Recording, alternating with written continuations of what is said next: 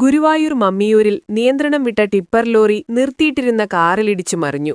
ആർക്കും പരിക്കില്ല. ഇന്ന് രാവിലെ 11-ന് മമ്മിയൂർ ലിറ്റിൽ ഫ്ലവർ കോളേജ് പരിസരത്തായിരുന്നു അപകടം.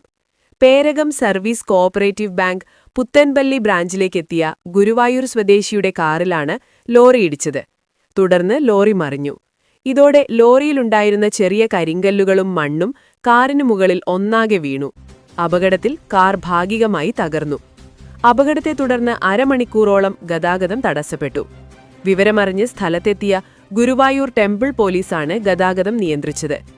മറിഞ്ഞ ലോറി എക്സ്കവേറ്റർ ഉപയോഗിച്ച് നീക്കം ചെയ്തു.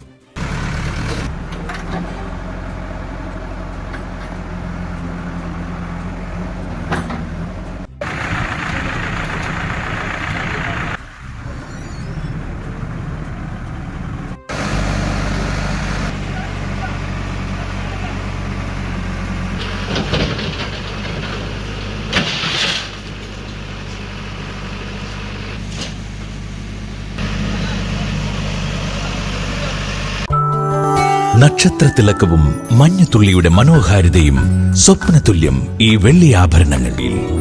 ആളുകാരൻ silver jewellery, Chavakkad, Vadanappally. Platinum പോലെ സിൽവർ. ഗുരുവായൂർ മണ്ഡലത്തിലെ നാട്ടുവാർത്തകളുമായി സർക്കിൾ ലൈവ് ന്യൂസ്.